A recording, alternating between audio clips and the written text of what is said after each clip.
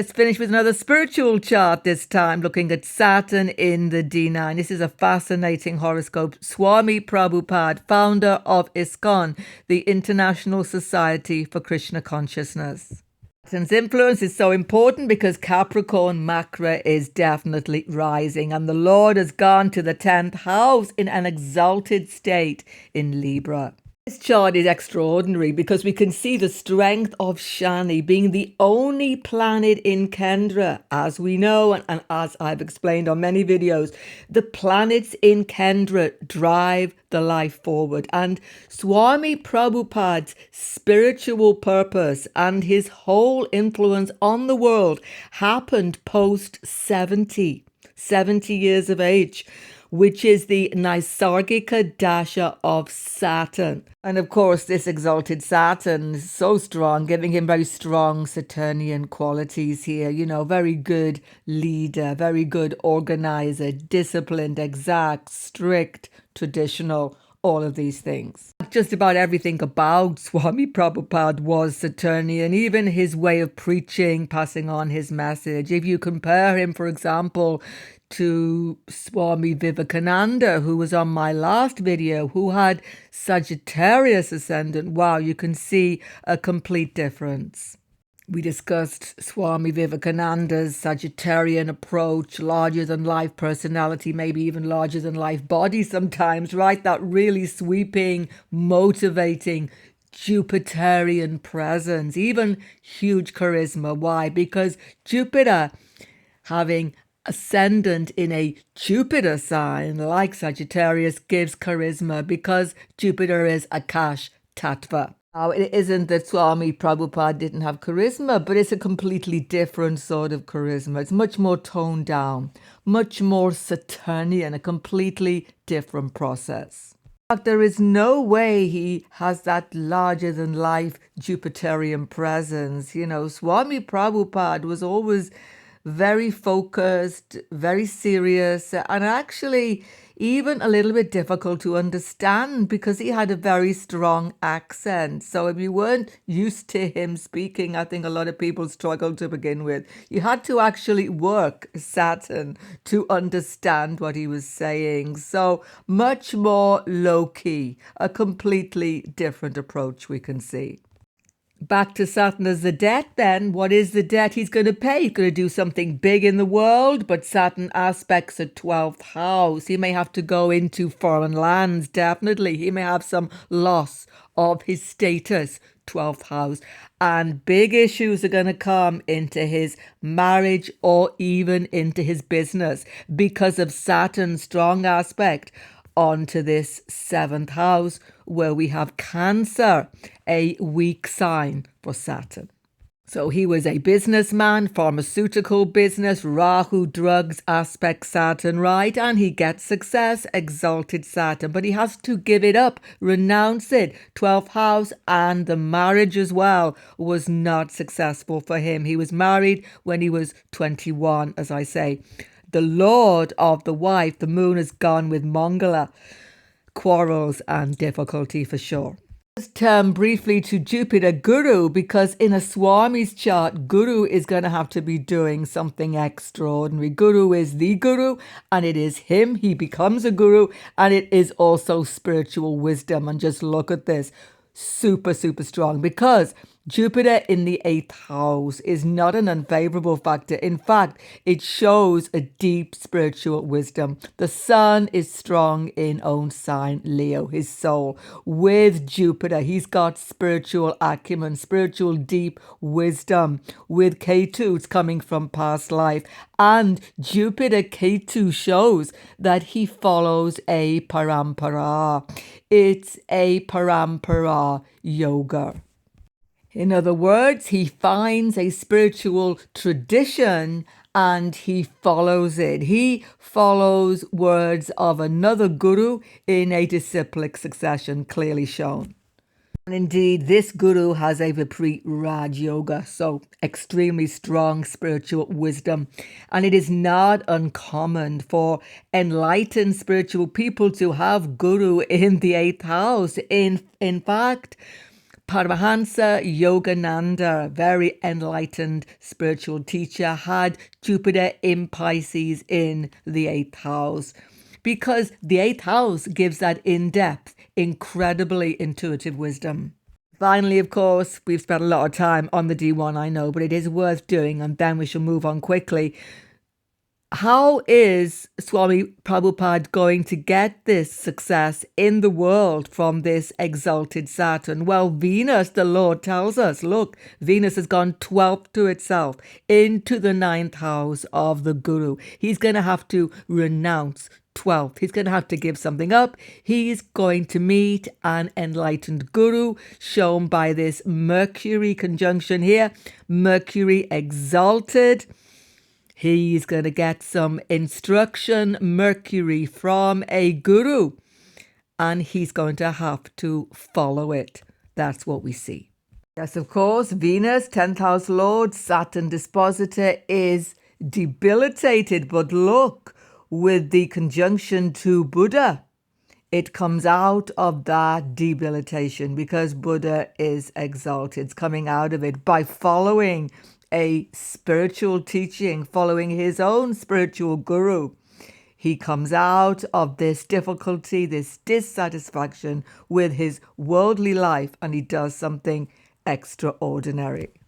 See Saturn in the D9. Finally, everybody, look at this Saturn in the D9. It's gone to a debilitated state. We're going to explain this. It's really interesting. With, again, Jupiter, Ketu, the Parampara Yoga, and the instruction coming from the Guru, Mercury. Now, Swami Prabhupada's birth time is not exact. I have gone for 1620. It could be any time between 4 and 5 as he has instructed. Of course, if you know Swami Prabhupada's life, you could experiment with different Lagnas D9, of course, because this Aries configuration, Saturn, Jupiter, Ketu, Mercury, will always be there somewhere in the chart. But I've chosen 1620 because it puts this pioneering Aries configuration in the 12th house of foreign lands. It seems to work out quite well, everybody, to have this Saturn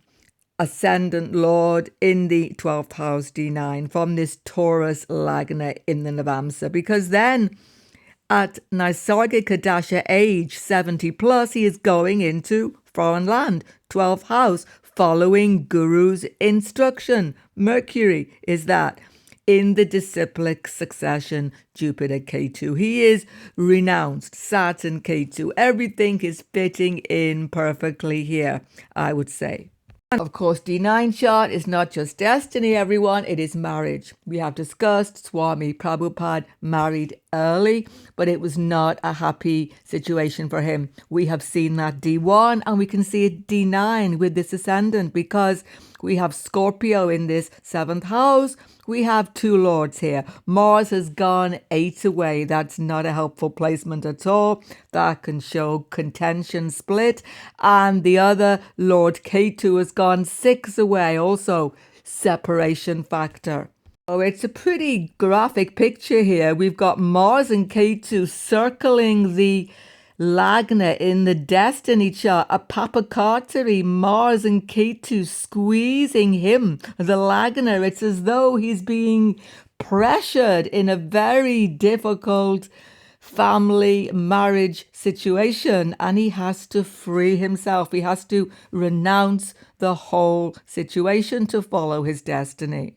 But Venus is the wife, generally in any male D9 chart. And Saturn, just look at this. I haven't put it in here, but look at that 10th aspect of Saturn directly onto Venus. Saturn aspecting Venus, just like Napoleon Bonaparte. So the wife is going to have some sorrow. She's going to have to accept this separation. There we have it.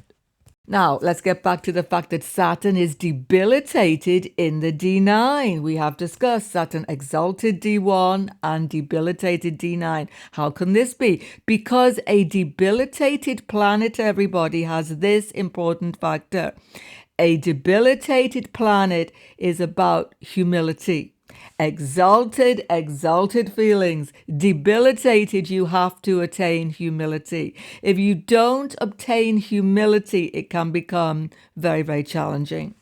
Don't forget, Saturn is him, D1. Saturn is Lagna Lord. So when Saturn, Lagna Lord, becomes debilitated, particularly fire sign, D9. We have discussed fire signs at the beginning of the video, didn't we?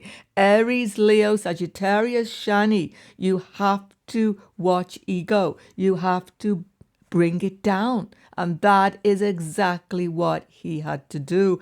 And he did, because Saturn is with K2. It just smashes out the ego. You have to surrender. That's what's happening.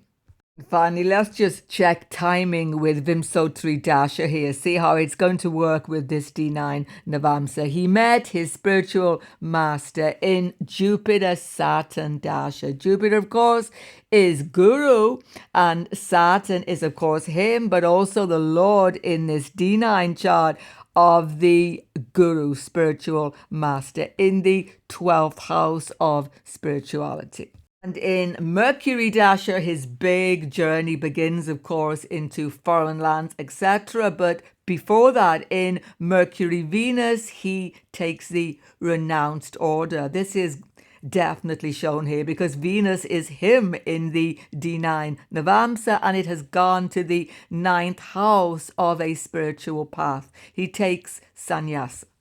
And of course, we have just seen that Venus is a dispositor of this destiny Saturn 10th house, gone 12 to itself, to the 9th house in the D1 as well as the D9. Hope you're following me. So he has to renounce in this period, in this Mercury-Venus period, to follow his absolute destiny. And the big destiny change, he goes to America in Mercury Rahu Dasha. Rahu is, of course, foreign lands, but here it's 7 away, showing a real departure, a challenge happening. And Rahu is in the house of sickness. He almost died on that journey. He actually had a heart attack on the boat. Wow.